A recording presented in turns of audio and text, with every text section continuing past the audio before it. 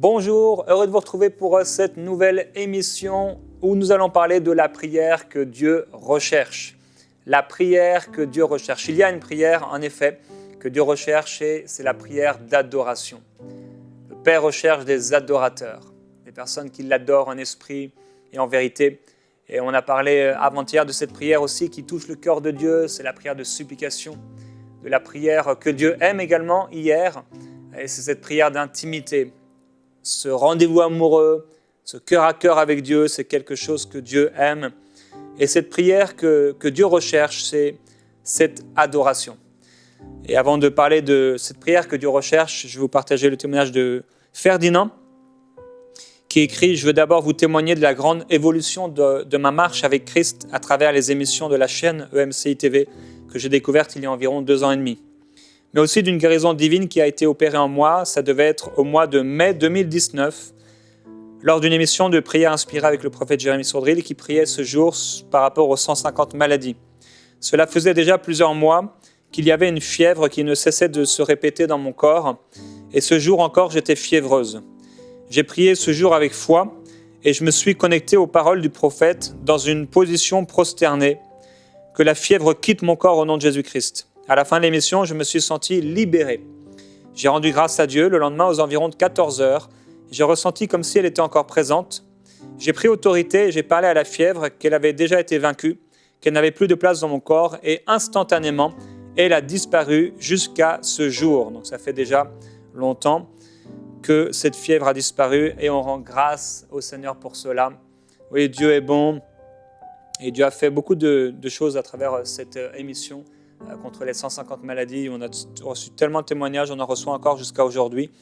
Pourtant, ça date de mai 2019. Beaucoup de gens sont encore guéris et on remercie le Seigneur pour les guérisons qu'il opère dans vos vies parce que son amour durera toujours. Que la grâce du Seigneur se manifeste sur vous si vous avez un quelconque besoin dans votre corps. On croit que la puissance de Dieu est là pour vous et recevez cette guérison dont vous avez besoin au nom de Jésus-Christ. Je parlais de cette prière, la prière que Dieu recherche, c'est cette prière d'adoration. Dieu cherche l'adoration. L'adoration, c'est quelque chose de très particulier dans le royaume de Dieu, mais plus que même dans le royaume de Dieu, c'est quelque chose de très particulier dans l'univers. L'adoration, ce n'est pas le fait de chanter des chants, ou de chanter des louanges, ou de dire des mots. L'adoration, c'est l'expression d'un cœur envers quelqu'un. C'est quelque chose de profond qui ne devrait être destiné qu'à Dieu. Et on va voir déjà en introduction comment il y a un combat par rapport à l'adoration. Vous savez, quand Jésus a été amené dans le désert, la Bible dit qu'on ne sait pas comment ça s'est fait, mais que le diable a transporté Jésus dans son humanité sur une très haute montagne, là en vision, et il lui a montré tous les royaumes de la terre et leur magnificence, leur beauté, leur éclat, leur gloire. Et Satan a dit à Jésus, « Tout cela, je te le donnerai si tu te prosternes devant moi pour m'adorer. » Ce à quoi le Seigneur Jésus a répondu, « Eh bien non, Satan, va-t'en, parce qu'il est écrit, tu adoreras le Seigneur ton Dieu, et c'est à lui seul que tu rendras un culte d'adoration. » C'est pour ça que souvent les chrétiens disent, « Je vais au culte. » Et peut-être traditionnellement, on dira plutôt, « Je vais à la messe » ou « Je vais à l'église. » Et finalement, peut-être une parenthèse ici, mais est-ce que nos églises, est-ce que quand on va au culte, on va vraiment rendre un culte à Dieu? Ou est-ce qu'on va là pour recevoir quelque chose? En tout cas, le diable va proposer à Jésus de l'adorer. C'est complètement fou. Et Jésus dit, va-t'en, Satan. Parce qu'il est écrit, tu adoreras Dieu seul, le Seigneur ton Dieu, lui seul. C'est à lui seul que tu rendras un culte. Ça veut dire qu'on sait comment Satan a voulu s'élever au-dessus du trône de Dieu. Il a voulu et il recherche l'adoration. Et Saint-Esprit m'a poussé à vous parler de cela, la façon dont le diable recherche l'adoration pour arriver à l'adoration envers Dieu. Et pourquoi le diable recherche l'adoration? C'est parce que c'est quelque chose de sacré. C'est énorme, de très particulier. Vous savez que nos prières d'adoration sont déposées dans des vases devant Dieu. C'est ce qu'il écrit dans l'Apocalypse. Nos prières sont déposées, versées dans des vases. C'est très particulier. Vous savez, c'est comme l'humidité. Ce matin, on a un déshumidificateur dans le sous-sol. J'ai la grâce d'avoir mes parents en ce moment à la maison. Et alors, j'ai enlevé comme le réservoir du déshumidificateur parce qu'il était rempli. Et donc, je disais à ma maman, c'est spécial parce que c'est fou, tout ce qu'il y a comme litre d'eau et on ne le voit pas, pourtant c'est là dans l'air. Donc en fait, on est entouré de millions, de milliards de litres d'eau et on ne voit même pas cette eau-là. Mais pourtant, elle est bien là. Et de la même façon, nos prières, quelque part, elles s'élèvent et elles sont déposées dans des vases, devant Dieu. Ce n'est pas une image, on n'est pas dans un dessin animé. C'est réellement ce qui se passe quand on adore Dieu. Dieu cherche l'adoration. Jésus a dit à cette femme, la Samaritaine, dans Jean chapitre 4, verset 3, « Mais l'heure vient, et elle est déjà là, où les vrais adorateurs... » Et c'est vrai qu'elle est déjà là parce que plusieurs personnes vont se prosterner auprès de Jésus et vont commencer à l'adorer sur la terre à cause de ses miracles et de son amour. Où les vrais adorateurs adoreront le Père par l'Esprit et en vérité, car le Père recherche des hommes, et bien sûr des femmes, c'est l'homme dans sa globalité, l'être humain. Le Père recherche des hommes qui l'adorent ainsi.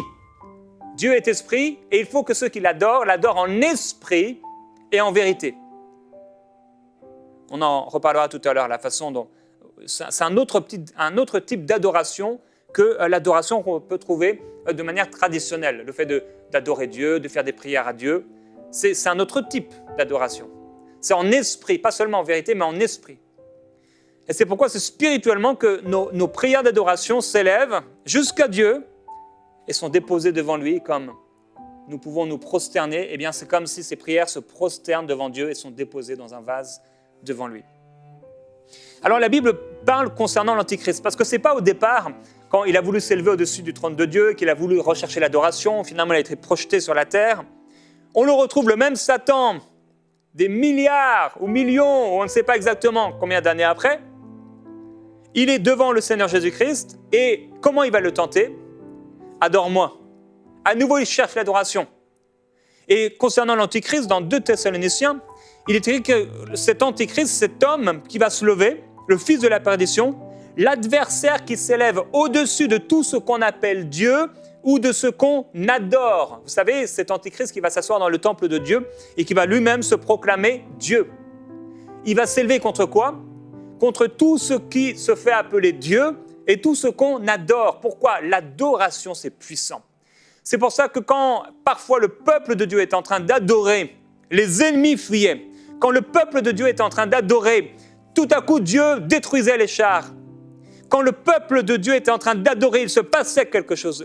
La manifestation du règne, du royaume de Dieu intervenait. Il se passait quelque chose.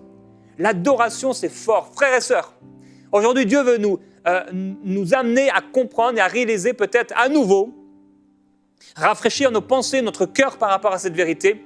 L'adoration est quelque chose d'extrêmement puissant. Ce n'est pas juste un chant, comme j'ai dit, ce n'est pas une parole. L'adoration, c'est une expression de la gloire de Dieu, du cœur de l'adorateur qui s'élève vers son Créateur. Et on retrouve encore le dragon et la bête dans Apocalypse. Toute la terre était dans l'admiration derrière la bête, c'est ce qui va se passer. Et ils adorèrent le dragon, parce qu'il avait donné l'autorité à la bête, et ils adorèrent la bête en disant « Qui est semblable à la bête et qui peut combattre contre elle ?» Et tous les habitants de la terre l'adoreront, ceux dont le nom n'a pas été écrit dès la fondation du monde dans le livre de vie de l'agneau qui a été immolé. Quelle grâce de savoir que notre nom a été inscrit dans le livre de l'agneau, livre de vie de l'agneau qui a été immolé.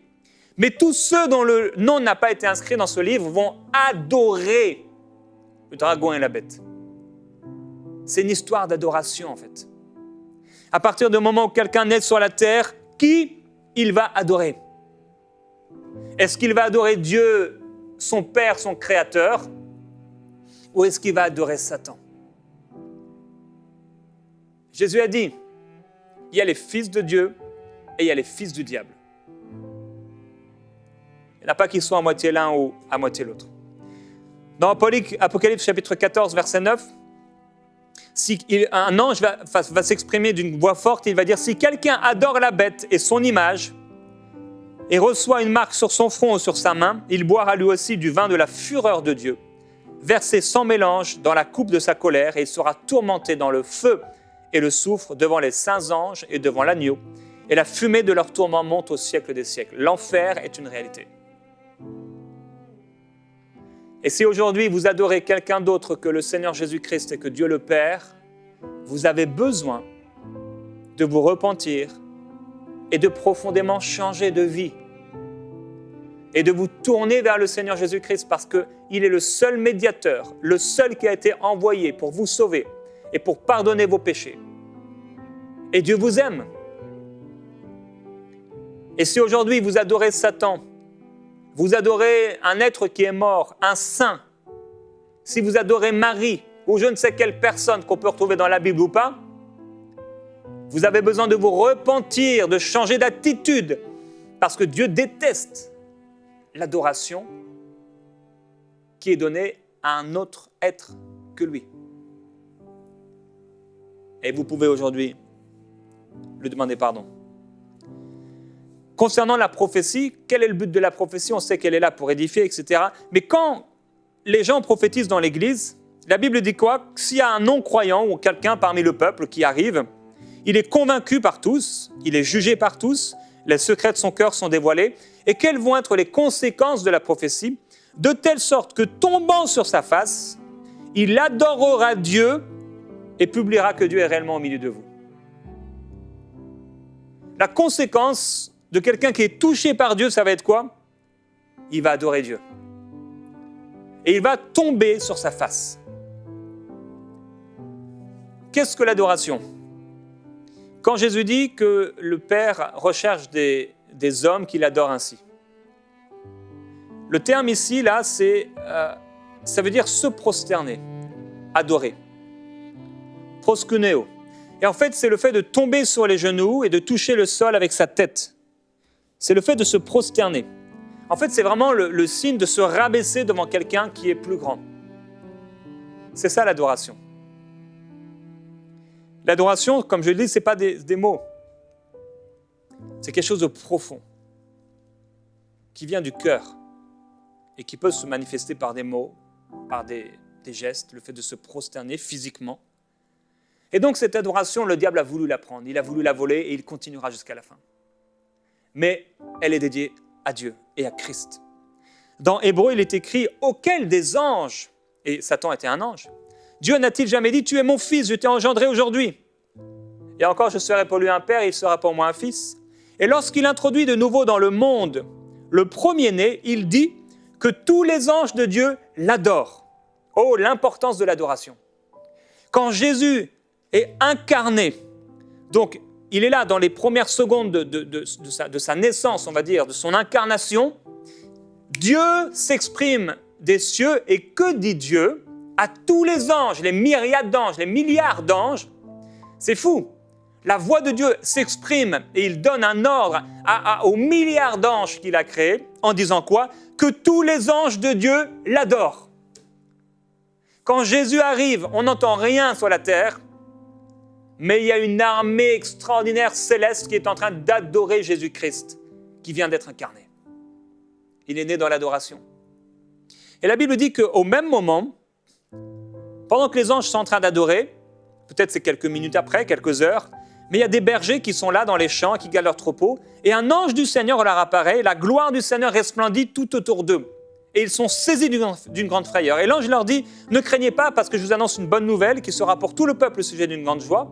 C'est qu'aujourd'hui, dans la ville de David, il vous est né un sauveur qui est le Christ, le Seigneur. En fait, c'est fou, mais ils entendent, ils voient cet ange, et ils entendent sa voix. Et d'où vient cet ange? Il vient de cette armée céleste qui est en train d'adorer Jésus-Christ. Il dit, Voici à quel signe vous le reconnaîtrez, vous trouverez un enfant emmailloté couché dans une crèche. Et soudain, il se joignit à l'ange une multitude de l'armée céleste, louant Dieu et disant gloire à Dieu dans les lieux très hauts et paix sur la terre parmi les hommes qui l'agréent. En fait, ils se retrouvent au sein. C'est extraordinaire, c'est juste des bergers. Ils sont derrière leur troupeau. Des gens tout à fait normaux, basiques, on va dire, comme vous et moi. Et tout d'un coup, c'est comme Dieu ouvre leurs yeux, ils ont le discernement des esprits. Et ce que le Père avait dit, que tous les anges de Dieu l'adorent, ils se retrouvent, comme les disciples, on a vu cette semaine, Pierre, Jacques et Jean, qui vont se retrouver dans cette nuée, et ils voient Élie, ils voient Moïse. Ils sont dans une bulle de la gloire de Dieu. Comme le serviteur du prophète qui va voir tout à coup les chars de feu, la multitude céleste. Et ils sont en train d'adorer Jésus-Christ et en train d'adorer Dieu, le Père. C'est comme si il y a un ange qui sort de l'armée céleste pour leur parler de celui qu'il est en train d'adorer. Alors, à son incarnation, mais aussi, entre guillemets, à sa naissance. La Bible dit quoi concernant les mages? Ils entrèrent dans la maison, virent le petit enfant avec Marie, sa mère, se prosternèrent et l'adorèrent. L'adoration est quelque chose de puissant, frères et sœurs. Quand on est en train d'adorer Dieu, ça nous est tous arrivé, j'espère pour vous que ça vous est arrivé. On est à la maison et on est en train d'adorer Dieu. Là, on sent la présence de Dieu. C'est tellement intense, c'est tellement fort. Il n'y a rien qui soit semblable à ça. Et ça, c'est ce que nous, on peut ressentir. Mais l'adoration, ce n'est pas ce que nous, on ressent. L'adoration, c'est ce qu'on offre à Dieu. Mais quand on offre à Dieu l'adoration, la Bible déclare que Dieu siège au milieu des louanges. Il siège au milieu de l'adoration de son peuple. Quand on adore Dieu, il y a une manifestation du royaume de Dieu. Quand on adore le Seigneur, je vous assure, il y a des anges qui sont là. Peut-être on ne les voit pas, on ne les entend pas comme les bergers. Ils étaient là en train de voilà, peut-être derrière leur troupeau, peut-être ils étaient en train d'appeler le chien, d'indiquer au chien ce qu'il devait faire. Peut-être à telle brebis, peut-être que quelqu'un était en train d'enlever la patte d'une brebis qui était coincée quelque part. Et pourtant, il y avait des milliards d'anges qui étaient en train d'adorer Jésus-Christ. Et tout à coup, il y en a un qui sort, et là, ils vont avoir leurs yeux ouverts sur ce qui est en train de se passer. Quand on est en train d'adorer Dieu, on ne réalise pas ce qui est en train de se passer autour de nous. Mais je suis convaincu qu'à chaque fois que sur la terre, quelqu'un est en train d'adorer le Seigneur Jésus-Christ, il y a des anges qui sont autour de lui et qui élèvent l'adoration vers le Père. Et qui s'associent à cet adorateur. Oh, voilà le désir du Père en train de se manifester. Il recherchait quelqu'un qui soit comme lui. Et je me joins. La Bible dit que les anges, ils veulent savoir, ils veulent voir à travers l'Église la glorieuse richesse de Christ, de Dieu. Et quand on ne sait pas, mais c'est une folie. Pourquoi Dieu nous aime? Pourquoi Dieu s'intéresse à nous, des gens tels que nous? On a tellement fait de mal, on a tellement fait n'importe quoi. Et encore aujourd'hui, on bronche d'une manière ou d'une autre. On fait des bêtises, des erreurs. Et pourtant, il aime et il recherche notre adoration. Oh, c'est fou quand tu veux faire plaisir à quelqu'un. Et tu sais que ce qu'il recherche, c'est peut-être une voiture. Et si tu as beaucoup d'argent, tu te fais un plaisir à lui acheter une voiture. Je me souviens, il y avait une amie, elle est passée par des temps difficiles. Et j'avais tellement envie de la bénir. J'étais en France, je voyageais en France et je dis, je veux tellement lui faire plaisir. J'ai pris un billet d'avion pour aller jusqu'en Suisse pour lui faire une surprise. C'est en tout début d'année. Et j'étais tellement enthousiaste en me disant, je vais la bénir, je vais aller la visiter. Mais Dieu recherche, frères et sœurs, notre adoration. Et si on sait que c'est ce que Dieu recherche, que c'est ce que Dieu aime, qu'est-ce qu'on va faire? Adorons-le. N'oublions pas l'adoration. N'oublions pas de le glorifier. N'oublions pas de l'adorer. Vous savez, souvent, quand je suis rempli du Saint-Esprit, ce n'est pas beaucoup de mots. Je dis, Jésus-Christ, tu es le roi de gloire. Tu es le Fils de Dieu. Je t'adore, Jésus-Christ. Je t'adore, Jésus-Christ. Je t'adore, Jésus-Christ. Les mots sont répétés, mais pas comme on peut le faire dans la religion. Chaque mot est empreint, rempli de puissance. C'est comme de l'huile qui coule de ma bouche en adoration pour le Père. L'adoration. Dieu cherche l'adoration. Ce n'est pas juste un instrument ou juste une voix qui s'élève. C'est qu'est-ce qui se passe dans le cœur de celui qui joue l'instrument? Qu'est-ce qui se passe dans le cœur de celui qui chante? Ce n'est pas une question de chanter juste. Oh, je suis tellement parfois attristé par ce qu'on peut vivre dans certaines églises. On se demande c'est quoi? C'est un show? Pas parce qu'il y a toutes sortes de lumières et tout ça. Il peut y avoir toutes sortes de lumières et les choses peuvent être faites professionnellement extraordinaires. Et c'est bien. Mais parfois, il y a comme une telle désinvolture. Je suis en train de t'adorer. Ils regardent leur montre à droite et à gauche. Bon, ils peuvent le faire dans l'onction peut-être. Et des fois nous-mêmes, et c'est le plus important, de se juger soi-même. Combien de fois on est passé à côté? Que tous les anges de Dieu l'adorent. Et lors de sa vie, Jésus a fait des miracles et les gens, qu'est-ce qui se passait? Ce qui ne se passait jamais avec les pharisiens. Les gens se prosternaient sur le sol. Ils se jetaient sur le sol et se prosternaient pour adorer Jésus. Et quand Jésus va ressusciter, c'est quoi que les gens vont faire pour la première chose que les gens vont faire? Marie et Marie de Magdala. Et ils vont se prosterner, lui embrasser les pieds, ils vont vouloir lui embrasser les pieds et vont l'adorer. Et quand Jésus va amener les disciples sur la montagne, et qu'il va lever les mains, qu'il va les bénir, qu'est-ce qu'ils vont faire? Dès qu'ils vont l'apercevoir, la Bible dit, ils vont l'adorer. L'adoration. La Bible dit qu'il y avait un homme, c'était l'administrateur en Éthiopie, de la reine d'Éthiopie, et il était venu à Jérusalem pour l'adorer, pour adorer Dieu. Et on a parlé il y a quelques jours de Corneille, qui adorait Dieu, de Lydie qui adorait Dieu. Elle était là près de la rivière, elle adorait Dieu.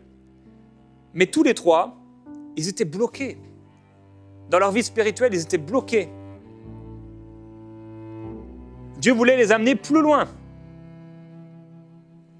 On a dit à propos de Paul, ils l'ont accusé, ils ont dit « Cet homme cherche à persuader les gens de servir et d'adorer Dieu d'une façon contraire à la loi. » Ça veut dire que la loi, ils avaient instauré qu'on adore Dieu de cette façon-là. Mais les enfants de Dieu, ceux qui naissaient de nouveau, ils adoraient Dieu de tout leur cœur. Ils adoraient Dieu comme des fous, de façon expressive, avec trop de simplicité. Même les prostituées pouvaient adorer Dieu et ça les dépassait. Comment une prostituée peut adorer Dieu? Et Dieu aimait ça, l'adoration. Même d'une prostituée qui se repent. Et il y a des gens qui sont devenus des gens qui sont nés de nouveau et qui ont commencé à l'adorer. Et pour la religion, ils étaient trop simples. Ils étaient trop expressifs. C'était trop. Comme quand David va adorer Dieu, il va danser, louer. Et Michal va le mépriser. L'adoration. La Bible dit que c'est par la foi que Jacob va bénir chacun des fils de Joseph et qu'il adora appuyé sur l'extrémité de son bâton. On peut être appuyé sur l'extrémité d'un bâton et être dans l'adoration. C'est pas un chant. C'est pas une musique. C'est pas un geste. C'est d'abord quelque chose de profond dans le cœur qui aura des manifestations à travers un chant, à travers une musique, à travers un geste. L'adoration. C'est quelque chose qui dure et qui continuera. On trouve cette adoration et j'aime ces passages de l'Apocalypse. On peut les déclarer ensemble dans ce temps de prière et je vous laisserai après. Vous pouvez continuer à suivre l'émission Atmosphère de prière où là vous allez avoir cet instrumental et adorer Dieu. Et si vous êtes juste sur YouTube, bien, passez tout de suite à l'émission Atmosphère de prière et adorer Dieu. Alléluia. Gloire à Jésus-Christ. Ils chantaient un cantique nouveau en disant « Tu es digne de recevoir le livre et d'en ouvrir les sceaux. » Et vous pouvez répéter cela avec moi. « Car tu as été immolé et tu as racheté pour Dieu par ton sang des hommes de toute tribu, de toute langue, de tout peuple et de toute nation. Tu as fait d'eux un royaume et des sacrificateurs pour notre Dieu, et ils régneront sur la terre. L'agneau qui a été immolé est digne de recevoir puissance, richesse, sagesse, force et honneur, gloire et louange. À celui qui est assis sur le trône et à l'agneau, la louange, l'honneur, la gloire et le pouvoir au siècle des siècles. » Alléluia. Nous te rendons grâce, Seigneur, Dieu Tout-Puissant, qui est et qui était, d'avoir saisi ta grande puissance et d'avoir établi ton règne. Alléluia.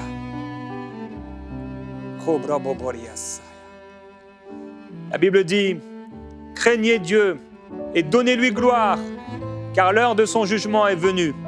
Et prosternez-vous devant celui qui a fait le ciel, la terre, la mer et les sources d'eau. » Alléluia! Le salut, la gloire et la puissance sont à notre Dieu, parce que ses jugements sont véritables et justes. Alléluia! À celui qui est assis sur le trône, soit la louange, la gloire et l'honneur. Alléluia, car le Seigneur Dieu, le Tout-Puissant, a établi son règne. Il est le roi des rois et le Seigneur des seigneurs. Glorieux Jésus-Christ. Nous t'adorons, Seigneur Jésus-Christ, et nous te glorifions. Nous sommes ton peuple et nous sommes à toi. Nous sommes le troupeau de ton pâturage. Nous t'appartenons, nous sommes ta propriété. Nous te glorifions, Seigneur Jésus-Christ. Tu es le roi des rois et le Seigneur des seigneurs. Nous sommes des adorateurs. Dites-le avec moi, je suis un adorateur. Je suis un adorateur et je remplis ma maison, je remplis mon cœur, ma bouche sera remplie d'adoration pour le roi de gloire, pour le Dieu de paix, pour le prince Jésus-Christ, le Fils de Dieu, l'agneau de Dieu qui a été immolé, le premier et le dernier, l'alpha et l'oméga, le roi de gloire, le rocher fidèle, le bouclier de justice. Il est le Seigneur des seigneurs, il est le roi des rois. À lui soit la gloire, l'honneur, la louange, la puissance. Alléluia. Oh, pour les siècles des siècles, nous t'adorons, Jésus-Christ. Que nos maisons, que nos bouches et que nos cœurs soient remplis de ta gloire. Oh, brasso pababaye sandaramaite brocola. Ribrasso propai kalamaite bropella sobropelia mal de bropaya. Et quelqu'un est rempli du Saint-Esprit en ce moment même, alors que tu adores le Seigneur. Ibramai sokobropeli kalafloto. Quelqu'un est visité et touché par Dieu, parce que Dieu siège au milieu des louanges de son peuple. Nous t'adorons, Jésus-Christ. Oh, nous ne sommes pas dignes de délier, Seigneur, la couronne de tes souliers, et pourtant tu nous aimes. Nous t'adorons, Jésus-Christ, et c'est vers toi que nous portons nos regards. Tu es le roi des rois et le Seigneur des seigneurs. Oui, nous disons Alléluia. Dieu soit loué. Nous n'avons pas honte de notre adoration. Nous n'avons pas honte de louer le Seigneur. Nous n'avons pas honte d'être appelés adorateurs, fils du Dieu très haut. Nous te célébrons et nous te glorifions, Jésus-Christ, car tu es digne et tu es fidèle. Oh, tu es parti en vainqueur et pour vaincre. Tu es le Fils du Dieu vivant. Nous te célébrons et nous te glorifions, Jésus-Christ, car tu mérites la gloire et l'honneur. Alléluia. Continuez à adorer le Seigneur. On se retrouve demain dans Prière Inspirée.